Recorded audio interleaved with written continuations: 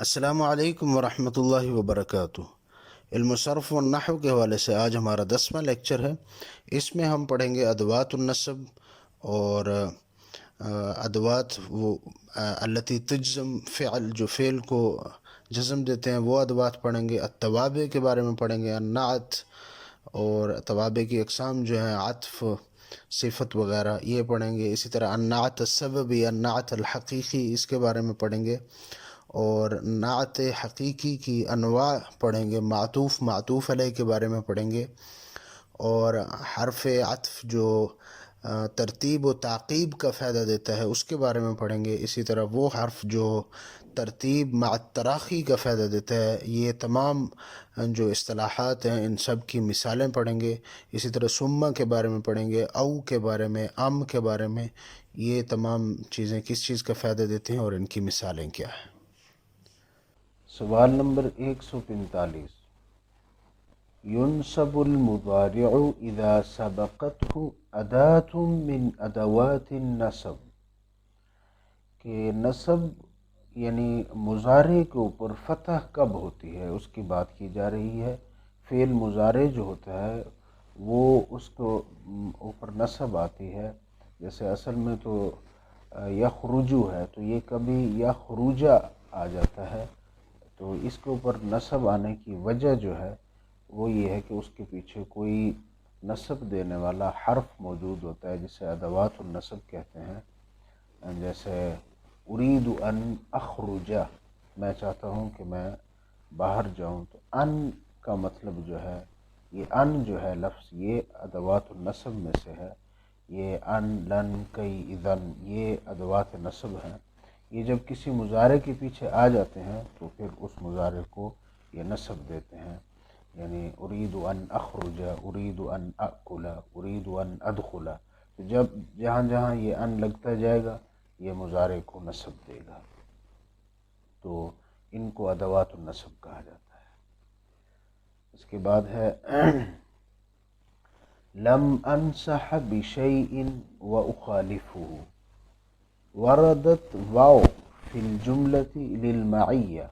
یہ جو جملہ ہے لم انصح بشیء، یہاں اس جملے کے اندر واو جو ہے، یہ بشیء کے بعد واو جو ہے، یہ واو کے بارے میں بتایا جا رہا ہے کہ واو للمعیت ہے۔ اس کا مطلب ہے کہ میں نے کسی ایسی چیز کی نصیحت نہیں کی کہ، یا ایسی کوئی نصیحت نہیں کی جس کی میں خود مخالفت کروں۔ وَأُخَالِفُهُ، یہاں پہ واو جو ہے معیت کا ہے، اس کے ساتھ کہ میں اس کی مخالفت کروں، تو اس کو واو کی اقسام میں سے بتایا گیا کہ واو معیت کے لیے لایا گیا ہے یہاں۔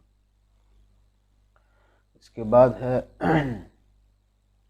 الادوات التي تجزم فعلا واحدا منها، لما، لا، یہ یہاں پہ آپشنز دیے گئے ہیں کہ وہ حروف، وہ ادوات کون سے ہیں جو فعل واحد کو جزم دیتے ہیں، تو یہ لما اور لا ہے، یہ دو حروف ہیں۔ لن اور ان جو ہے یہ نہیں دیتے، یہ کیونکہ یہ ان، یہ نصب میں سے ان تو دیتا ہے، لیکن یہ پیچھے جو لفظ ہے یہ نصب میں سے ہے۔ اسی طرح اگلے جو ہیں وہ بھی نہیں دیتے، تو یہ دونوں حروف ایسے ہیں جو فعل کو نصب دیتے ہیں۔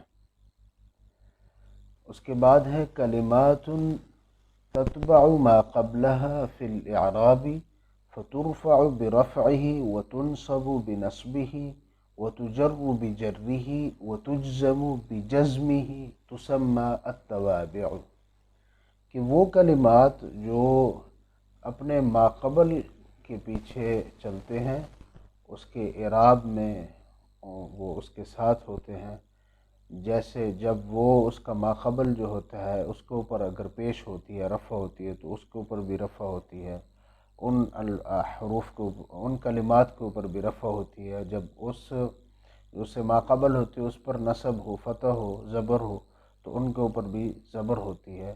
ان کے اوپر جر ہو، اس سے ماقبل جو لفظ ہوتا ہے اس پر جر ہو تو ان پر بھی جر ہوتی ہے، یعنی اعراب کے اندر یہ اس کے تابع ہوتے ہیں، تو ان کلمات کو کیا کہا جاتا ہے؟ التوابع۔ ان کلمات کو التوابع کہا جاتا ہے۔ پھر اس کے آگے کچھ اقسام ہیں۔ النعت والعطف والتوکید والبدل یقال لها التوابع، یہ اس کی اقسام ہیں توابع کی۔ نعت جسے صفت کہا جاتا ہے، عطف، توکید، بدل، یہ جو ہے یہ تمام جو ہیں یہ توابع ہیں۔ اس کے بعد ہے التابع الذي يتبع ما قبله في الإعراب وفي التعريف أو التنكير، کہ وہ تابع جو اپنے ماقبل کی اعراب میں اتباع کرے، اس کی تعریف اور تنکیر یعنی اس کے نکرہ ہونے یا اس کے معرفہ ہونے میں بھی اس کی جو ہے اتباع کرے، وفی الافراد او التثنیۃ، اس کے واحد ہونے میں یا دو ہونے میں، تثنیہ ہونے میں، او الجمع یا جمع ہونے میں بھی وہ اس کی اتباع کرے، وفی التذکیر اس کے مذکر ہونے میں، او التانیث اور اس کے مؤنث ہونے میں بھی اس کی اتباع کرے، تو اس تابع کو کیا کہتے ہیں؟ اس کو کہتے ہیں النعت۔ النعت یعنی الصفت۔ تو یہ صفت کی یہاں پہ وہ بتائی گئے ہیں کہ صفت کی اندر جو شرائط پائی جائیں گی وہ یہ ہوگی کہ وہ نکرہ اور معرفہ ہونے میں اپنے موصوف کی اتباع کرے گا، اور اسی طرح وہ واحد ہونے میں، تثنیہ ہونے میں، جمع ہونے میں، مذکر ہونے میں، مؤنث ہونے میں، ان تمام چیزوں میں وہ صفت جو ہوگی وہ اپنے موصوف کے تابع ہوگی۔ اس کے بعد ہے تابع یذکر لبیان صفت فی شیء مربوط بالمنعوت یسمى النعت السببی۔ یہاں نعت سببی کی تعریف کی جا رہی ہے کہ نعت سببی کسے کہتے ہیں۔ وہ تابع یعنی وہ جو نعت سببی یعنی سببی صفت، یہ وہ نعت، وہ تابع جو یذکر لبیان صفت فی شیء، کسی شے کے اندر کسی صفت کو بیان کرنے کے لیے وہ صفت جو اس کے پیچھے موصوف جو ہوتا ہے، منعوت جو ہوتا ہے، اس کے ساتھ مربوط ہوتی ہے وہ صفت، اس کو نعت سببی کہتے ہیں۔ آگے اس کی مثال آ رہی ہے، یہ مثال سمجھیں گے تو یہ تعریف بھی اچھی طرح سمجھ آ جائے گی۔ یہ دیکھیں، یہ 152 نمبر پہ ہے۔ یستشار الصدیق السدید رأیہ فیہ مثال للنعت السببی۔ یہ نعت سببی یعنی صفت سببی کی یہاں پہ یہ مثال دی گئی ہے کہ یستشار الصدیق، کہ دوست کے ساتھ مشورہ کیا جاتا ہے، السدید رأیہ۔ اب یہاں پہ السدید جو ہے یہ بظاہر ایسے لگ رہا ہے کہ یہ صدیق کی صفت ہے، لیکن یہ صدیق کی صفت نہیں ہے۔ یہ السدید جو ہے اس کا مطلب ہے اچھی یا ٹھیک رائے۔ آگے رأیہ، یہ رائے کی صفت ہے السدید، اس کا مطلب ہے ایسے دوست کے ساتھ مشورہ کیا جاتا ہے جس کی رائے ٹھیک ہو، درست ہو، اچھی ہو۔ تو اب یہ السدید جو ہے یہ رائے کی طرف یعنی اس کی صفت بن رہا ہے۔ اب یہ رائے جو ہے ایک لحاظ سے یہ اپنے منعوت الصدیق کی طرف لوٹ رہا ہے، یہ اس کی صفت بن گئی ہے۔ تو اس کے اندر ایک سبب پایا جاتا ہے کہ صدیق کے ساتھ یعنی اس کے ساتھ جو ہے مشورہ کرنے کی وجہ کیا ہے کہ اس کی رائے جو ہے درست ہے، اچھی ہے۔ تو یہ سبب اس کا اچھا ہونا جو سبب ہے، یہ ایک یہاں السدید جو ہے یہ صدیق کی صفت نہیں ہے، یہ صدید رائے کی صفت ہے کہ اس کی رائے اچھی ہے۔ تو پھر یہ رائے جو ہے یہ صدیق کی طرف لوٹ رہی ہے کہ یہ اس کی صفت بن رہی ہے کہ ایسا صدیق جو رائے رکھتا ہو اور اچھی رائے رکھتا ہو۔ جیسے اس کی ایک اور مثال اللہ رب العزت قرآن مجید میں ہے کہ ربنا اخرجنا من هذه القرية الظالم اهلها. اب یہاں پہ یہ جو القریہ کے بعد لفظ ہے الظالمی اہلوہا، تو یہ الظالم قریہ کی صفت نہیں ہے، یہ یہاں پہ بھی نعت سببی پایا جاتا ہے کہ الظالم جو ہے یہ آگے جو لفظ ہے اہل، یہ اہل کی طرف صفت ہو رہا ہے، پھر یہ اہل جو ہے یہ مربوط ہے قریہ کے ساتھ، جس طرح یہاں پہ یہ رائی جو ہے یہ مربوط ہے صدیق کے ساتھ، دوست کے ساتھ. تو ہم نے اوپر میں وہ تعریف پڑھی ہے کہ تابع جس کی صفت بیان کی جائے کسی شے کی جو مربوط ہو اس موصوف کے ساتھ. اب یہاں پہ یہ جو صدیق ہے اس کے ساتھ یہ رائے مربوط ہے، جس طرح ہماری اس مثال میں اخرجنا من هذه القرية الظالم اهلها، تو یہاں پہ یہ الظالم جو ہے یہ اہل کی صفت ہے، پھر اہل جو ہے رہنے والے جو ہیں یہ قریہ کے ساتھ مربوط ہیں، تو یہ ہوگی نعت سببی. اس کے بعد ہے النعت للنعت الحقیقی انواع منها جملۃ اسمیۃ، اور آگے جملہ شرطیہ یہ نہیں ہے، جملہ اسمیہ. آگے نعت حقیقی کے بارے میں بتایا جا رہا ہے کہ نعت حقیقی کسے کہتے ہیں. نعت حقیقی کی کچھ انواع ہیں، ان میں ایک نوع یہ بھی ہے کہ کبھی نعت حقیقی جو ہے وہ جملہ اسمیہ بن جاتی ہے. یہ آگے پھر آ رہا ہے کہ نعت حقیقی کی دیگر انواع کہ للنعت الحقیقی، حقیقی صفت کی انواع ہیں، اس میں وہ کبھی مفرد ہوتی ہے، کبھی وہ صفت جو ہے جملہ ہوتی ہے، کبھی صفت جو ہے شبہ جملہ ہوتی ہے. کلھا صحیح. اور چوتھی قسم اوپر جو ہم نے بتائی ہے کبھی وہ نعت حقیقی جو ہے جملہ اسمیہ ہوتے ہیں. مفرد کی مثال جیسے یہ نعت حقیقی میں مفرد کی مثال سمجھیں گے تو یہ سمجھ آ جائے گی. رأیت طالبا مہذبا. اب یہاں پہ یہ مہذب جو ہے یہ مفرد ہے اور صفت حقیقی ہے طالب کی. آگے جملہ جس طرح رأیت طالبا یکتب رسالہ، یکتب الرسالہ.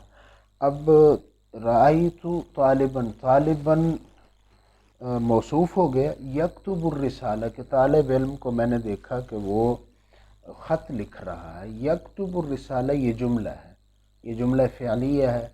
یہ اوپر یہاں پہ لکھا ہے جملہ اسمیہ، جملہ اسمیہ بھی بن سکتا ہے کہ یہ یہاں پہ یہ فعلیہ کی مثال یہاں دے رہا ہوں میں. رأیت طالبا یکتب الرسالہ کہ میں نے دیکھا طالب علم کو کہ وہ رسالہ لکھ رہا ہے. اسی طرح شبہ جملہ، یہ شبہ جملہ بھی کبھی کبھی صفت بن جاتی ہے. شبہ جملہ کیسے؟ اس کی مثال جیسے رأیت عصفورا علی الغصن کہ میں نے چڑیا دیکھی جو ٹہنی کے اوپر بیٹھی ہوئی تھی. عصفورا موصوف ہو گیا، الغصن علی الغصن، علی حرف جر اور الغصن جو ہے مجرور ہے.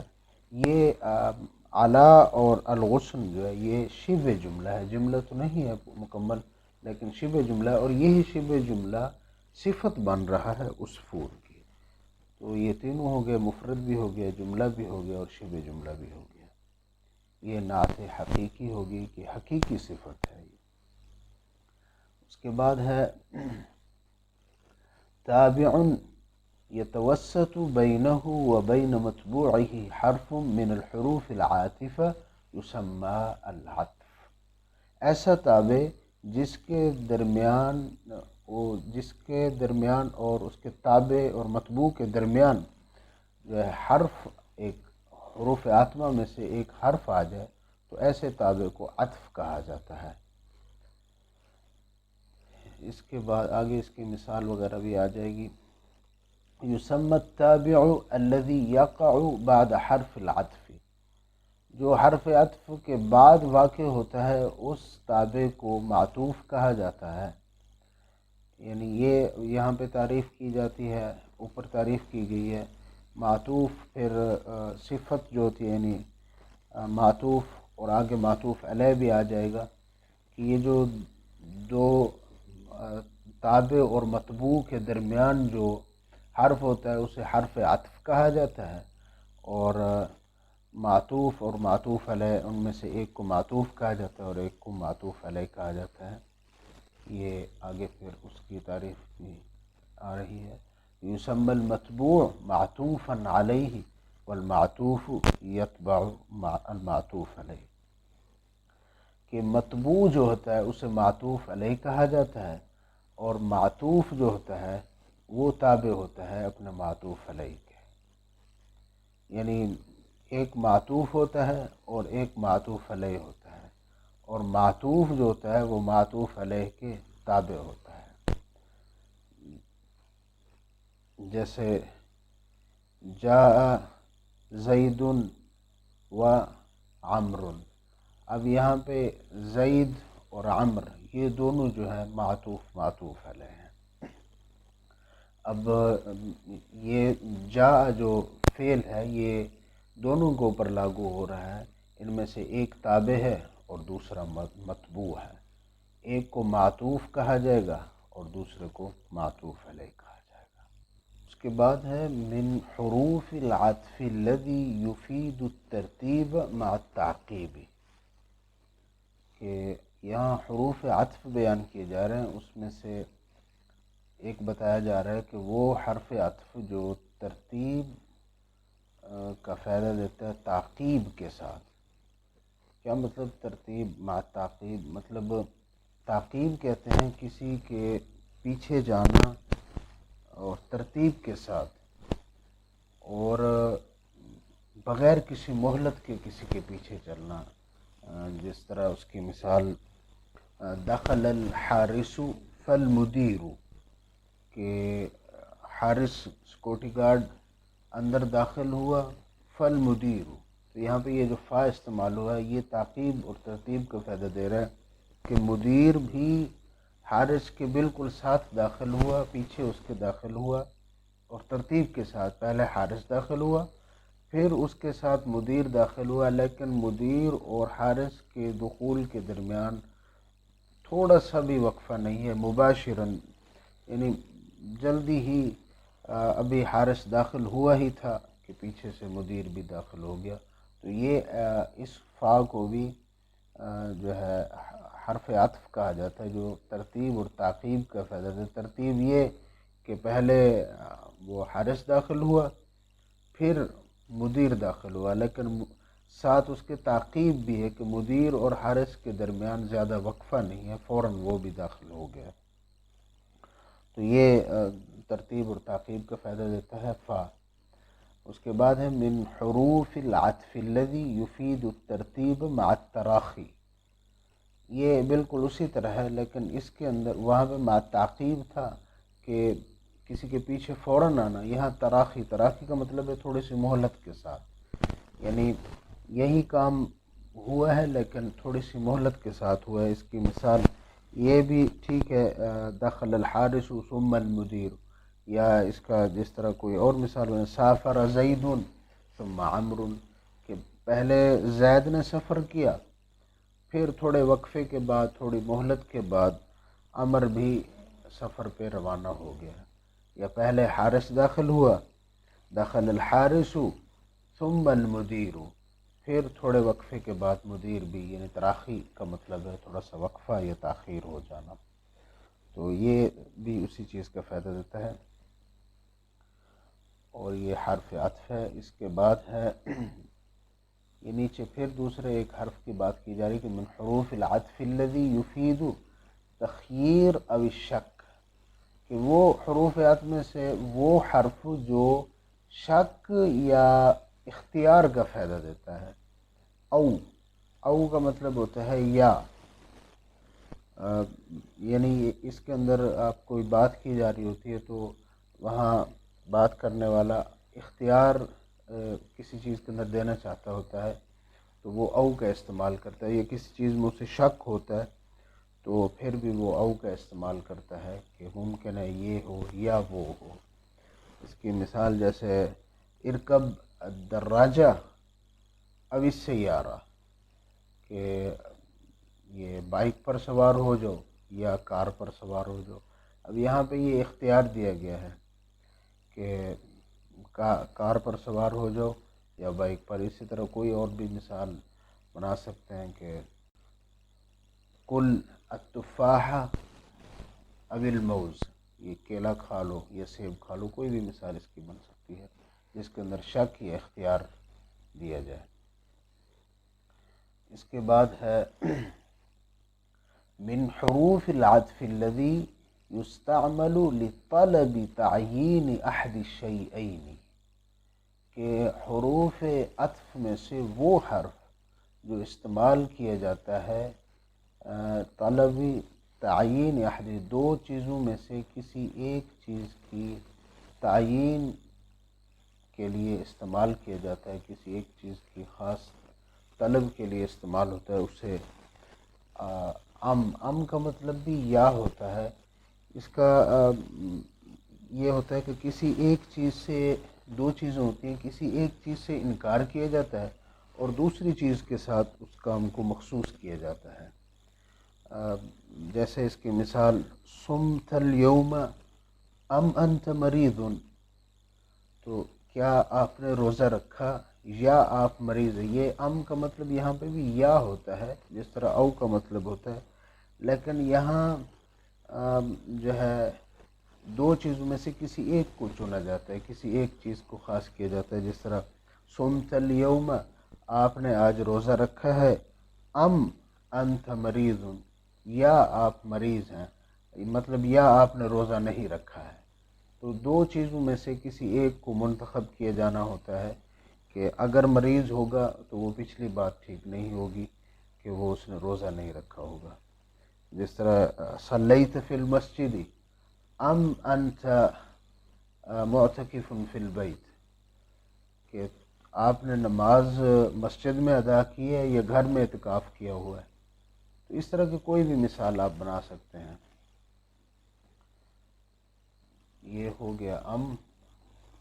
اس کے بعد ہے من حروف العطف الذی یفید الغایہ، یہ حروف عطف میں سے حتیٰ کی بات کی جا رہی ہے کہ یہ غایہ کا، انتہا کا فائدہ دیتے، کسی چیز کی انتہا بتائی جا رہی ہوتی ہے تو اس میں یہ فائدہ دیتا ہے، یا اخیر جو ہوتی ہے، جس طرح مثال کے طور پہ نفد الزاد حتی الماء، نفد ختم ہو گیا، زاد یعنی مسافر چل رہا ہے تو اس کے پاس جو کھانے پینے کا سامان ہوتا ہے وہ ختم ہو گیا، نفد الزاد حتی الماء، پانی بھی ختم ہو گیا، یعنی زاد کے ختم ہونے کی انتہا یہ ہے کہ باقی سارا زاد کھانے پینے کا ختم ہو گیا، پانی بھی پینے کے لیے موجود نہیں، پانی بھی ختم ہو گیا، یعنی کسی چیز کے اندر انتہا ہو گئی ہے تو وہ وہاں پہ حتیٰ استعمال کیا جاتا ہے۔ اور بیسیکلی اس کا مطلب اردو میں بھی استعمال ہوتا ہے، یعنی نفد الزاد حتی الماء، کہ تمام کھانا ختم ہو گیا، پانی بھی ختم ہو گیا۔ علم الصرف و نحو کے حوالے سے یہ لیکچر اگر آپ کو مفید لگا ہے تو ویڈیو کو لائک کریں، شیئر کریں اور چینل کو سبسکرائب کریں۔